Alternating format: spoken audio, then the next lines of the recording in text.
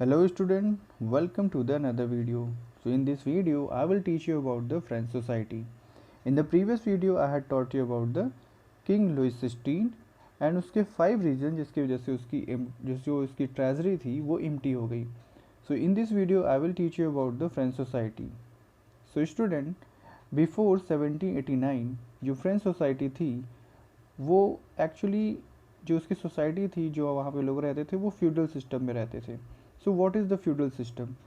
Actually feudal system को हम ऐसे समझ सकते हैं कि suppose I am a landlord, okay, and I have a more land. मेरे पास बहुत सारी लैंड है और मैं लैंडलॉर्ड हूँ.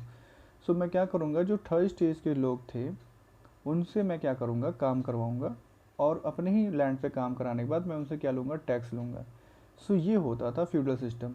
मतलब उस सोसाइटी में क्या होता था, जो थर्ड स्टेज के लोग हुआ करते थे वो बॉन्ड होते थे, मतलब उनको काम करना ही होता था उनके क्या लैंडलॉर्ड के अंडर में या नोबेल पर्सन के अंडर में, ठीक है, और या तो क्लेजरी के अंडर में इन्हें काम करना पड़ता. सो फ्यूडल सिस्टम में क्या होता था कि जिनके पास लैंड है उनके यहाँ वो क्या करते थे, जा करके काम करते थे और उनको टैक्स देते थे उनके लैंड पे. तो ये था जिसे हम बोलते हैं feudal system. So old design क्या है? सो 1789 के पहले की जो सोसाइटी थी फ्रांस की, उसे हम बोलते हैं ओल्ड डिज़ाइन. क्यों? क्योंकि 14 जुलाई 1789 पे मैंने बताया था प्रीवियस वीडियो में, फर्स्ट भी इंट्रोडक्शन वीडियो में मैंने बताया था कि उस टाइम क्या हुआ था, उन्होंने बेस्टाइल फोर्ट पे क्या किया था, अटैक कर दिया था. सो वो जो डेट है, that date is known as a revolution. वो फ्रेंच रेवोल्यूशन का एक डेट माना जाता है जिसकी वजह से ये क्या हुआ था, रेवोल्यूशन स्टार्ट हुआ था. सो लेट्स स्टार्ट कि French society were divided mainly in the 3 stages. So you can see here, first stage जिसे हम बोलते थे क्लेजरी, सेकेंड स्टेज से बोलते हैं नोवेलिटी, और थर्ड स्टेज ये है जिसमें बिजनेसमैन, आपके peasant, merchants, court official, lawyers, you can से जो और सारे पर्सन आते थे, peasant, artisans, small peasants, landless labours, servant, ये सब क्या होते थे, थर्ड स्टेजेस में आते थे. So first stage, second stage और थर्ड स्टेज, ये 3 सोसाइटी में डिवाइड था आपका फ्रेंच रेवोल्यूशन. तो France. So France society were divided into the 3 stages. Okay. So mainly जो क्लेजरी थे इसे क्या बोलते हैं, हु वर द क्लेजरी? सो क्लेजरी में वो आते थे जो चर्च में वर्क करते थे, who belongs from the church, staff, वहाँ के फादर, यू कैन से वहाँ के स्टाफ के जो लोग थे उन्हें हम बोलते थे क्लेजरी. और सेकंड पे आते थे आपके नोबेलिटी. नोबेलिटी में कौन आते हैं, किंग्स के सन, उनके रिलेटिव्स, उनके घर के रिश्तेदार, इवन हर कोई जो किंग से बिलोंग करता है, उसके रिलेशन में है, उनके फैमिली में है, वो आते थे नोबेलिटी के स्टेजेस में.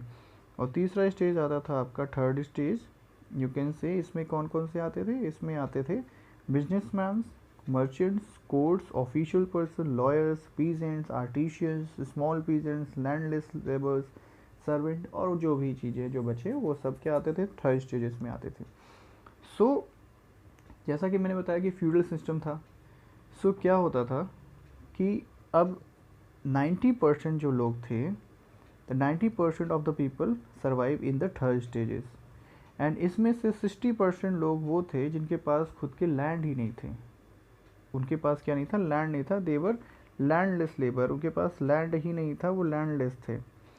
सो अब क्या होता था कि जो क्लेजरी वाले हैं, या जो आपके ये जो थर्ड सेकंड स्टेज के नोबिलिटी के जो पर मतलब नोबिलिटी स्टेज से जो बिलोंग करते हैं, सेकंड स्टेज से बिलोंग करते हैं, इनके पास लैंड हुआ करती थी. सो देवर गिविंग द लैंड, वो दे रहे थे उस समय लैंड को, और क्या कर रहे थे, you will do the work at my land and then you will give me the tax. अब ये हो गया तरीका जिसकी वजह से क्या करते थे, वो करते थे. अब इसमें कुछ ऐसे प्रिविलेजेस थे. कैसे प्रिविलेज थे? जो फर्स्ट स्टेज और सेकंड स्टेज के जो पर्सन थे या जो लोग थे उन्हें प्रिविलेज थे. कैसे प्रिविलेज? बाय बर्थ प्रिविलेज थे. बाय बर्थ प्रिविलेज क्या थे? जैसे ये दोनों जो सोसाइटी में लोग रह रहे हैं, जो 2 स्टेजेस हैं, दीज 2 स्टेजेस, इन सब में जो रहने वाले थे उन्हें बाय बर्थ कोई भी टैक्स नहीं देना होता था, क्योंकि वो लोग इस स्टेजेस में पैदा होते थे, तो उन्हें कोई भी टैक्स नहीं देना पड़ता. देवर एग्जम्पशन फ्रॉम द टैक्स. वो टैक्स क्या थे, निकाले गए थे, उनको टैक्स नहीं देना था। दूसरा प्रिविलेज क्या था, बाय बर्थ क्या प्रिविलेज ये पाए थे कि जो थर्ड स्टेज के जो पर्सन हैं वो इनके यहाँ काम करने के लिए बाध्य रहेंगे, वो काम करेंगे। Okay, so they will do the work in these two stages, इन दो स्टेज के यहाँ क्या करेंगे, काम करेंगे। कैसे काम करते थे, उनके लैंड पे वर्क करते थे, उनके घरों में they were working in their homes, तो वो लोग क्या करते थे, उनके घरों में काम करते थे, आर्मीज़ में जाते थे, स्टाफ बनते थे जो घरों में काम करने के लिए या उनके राज्य में काम करने के लिए।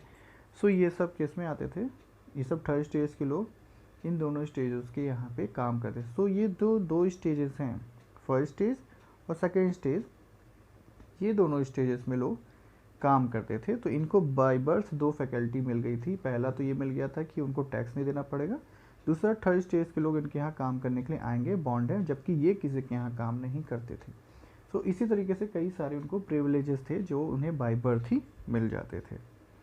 ओके, सो अब बात करते हैं कि अब क्या हो गया कि ये तो हो गए तरीके। उसके बाद आपका आता है कि जो ये लोग थे, जो थर्ड स्टेज के लोग थे, इतना ही नहीं हुआ था इनके पास, इनके अलावा भी उनके पास और सारे प्रॉब्लम्स थे। क्या थे, जो सोसाइटी थी वो 3 स्टेज में डिवाइडेड थी, मैंने बताया। सो पहले और सेकंड के जो लोग थे उन्होंने कोई भी काम नहीं किया, और तीसरे पर्सन के लोग से क्या करते थे, वो लगातार काम कराते थे। सो अब उस टाइम पे there were the 2 types of the taxes, 2 types के टैक्सेस थे। एक था टिथ्स, ओके, एंड सेकंड था आपका टेल्स। एक था टिथ्स, एक था टेल। तो टिथ्स क्या होते थे, तो tithes were getting from clergy society, you can say the second first stage. जो टिथ्स से वो फर्स्ट स्टेज के लोग लिया करते थे। फर्स्ट स्टेज में कौन कौन आते थे, मैंने आपको बताया कि फर्स्ट स्टेज में जो चर्च से बिलोंग करते थे, जो पुरोहित हुआ करते थे, यू कैन से in the very good manner. तो ये क्या है कि ये लोग चर्च से जो बिलोंग करते थे, जो स्टाफ थी, उनको ये क्या करते हैं, 1/10 अपना जो लैंड है जिस पे उन्होंने पूरा काम किया, जो उनको लैंड मिला, उस पर उन्होंने जो अपनी फसल उगाई, सपोज़ मैंने 100 क्विंटल मैंने वीट गेहूँ उगाया, और उसके बाद उसका 1/10 मतलब मैं क्या दूंगा, 10 मैं क्या करूँगा केजीज, मैं क्या करूँगा उनको, मैं उनको चर्च को एज अ टिथ्स के रूप में क्या करूँगा, उसको टैक्स दूंगा। जो कौन लेता था, सीधे क्लेजरी सोसाइटी के लोग लेते थे, मतलब क्लेजरी लेते थे या फर्स्ट स्टेज के लोग लेते थे। उसके बाद टेल्स क्या होते थे, टेल सेकंड स्टेज के लोग लेते थे। सेकंड स्टेज में कौन आते थे, नोबेलिटी, मतलब राजा और राजा के लोग। सो वो क्या करते थे, वो भी टैक्स लेते थे। तो उनका टैक्स क्या था, उनका टैक्स का रेशियो डिसाइड नहीं था। The tax of tales were not decided. क्यों, क्योंकि राजा, मैंने पहले ही बताया, लुइस 16 क्या चाहता था कि अपने जो ट्रेजरी है उसको फील कर पाए। तो उसको जब फुल करना था, जब उसे फुल करना था, तो उसने अपने टैक्सेस को लगातार कई बार इंक्रीज और डिक्रीज करता रहता था। सो वो डिसाइड नहीं था। पर जो हमारा ये जो टिथ्स था, ये डिसाइडेड था कि इसको 1/10 पार्ट क्या करना पड़ेगा, अपने होल जो उसने कल्टीवेट किया है उसका 1/10 उसे देना पड़ेगा चर्च को। और टेल्स में क्या था कि वो डिसाइड नहीं था, और ये किसको जाता था, ये डायरेक्ट जाता था किसको, ये डायरेक्ट जाता था आपके नोबिलिटी पर्सन को, मतलब सेकंड स्टेज को। और भी ऐसे there were the many types of the taxes were there, जैसे डेली बेसिस पे जो कंजम्पशन होता था, फूड ग्रेन, जैसे like you can say about the tobacco, salt, इन सब पे भी क्या थे, बहुत सारे टैक्सेस लगते थे उस समय। सो आई होप आपको समझ में आया होगा कि फ्रेंच सोसाइटी कैसे डिवाइड थी। तो French society were divided mainly in the 3 parts, first stage, second stage and third stage. Okay, so I hope आपको ये चीज़ क्लियर हो गई होंगी। So I will meet you in the another video. Take care, bye bye.